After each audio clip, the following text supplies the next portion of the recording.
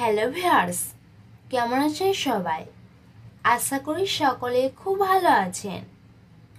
আজ আমি আপনাদের বলবো যে সমস্ত মানুষদের প্রচণ্ড রকম পা ফাটে এবং কোনোভাবেই পা ফাটা থেকে মুক্তি পায় না, তাদের এই কঠিন সমস্যা থেকে মুক্তি পাওয়ার জন্য ভীষণ কার্যকরী একটি প্রাকৃতিক উপায়, যার ঠিকঠাক ব্যবহারে দিন কয়েকের মধ্যে পা ফাটা দাগ মিলিয়ে গিয়ে মিশ্রণ হয়ে যাবে।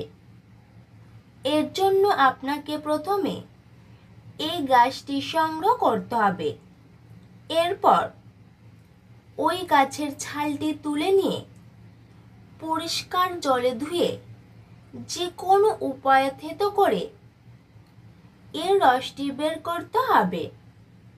তারপর ওই রসটি নিয়ে আপনার পায়ের গোড়ালিতে ফাটা জায়গাগুলিতে খুব ভালো করে মাখিয়ে নেবেন।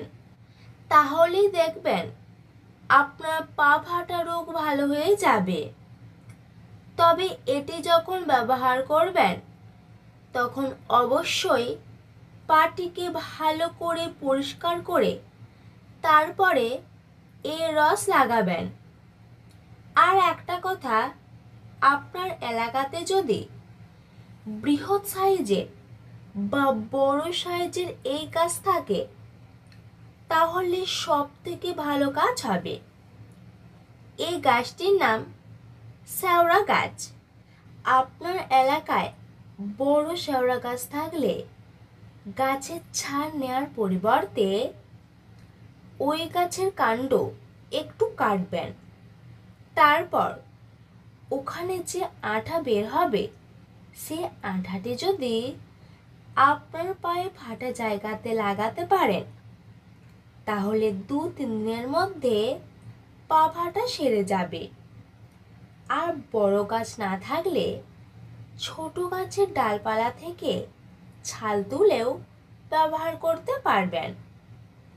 এর ফলে 10 দিন ব্যবহার করলে পা ফাটা থেকে মুক্তি পেয়ে যাবেন।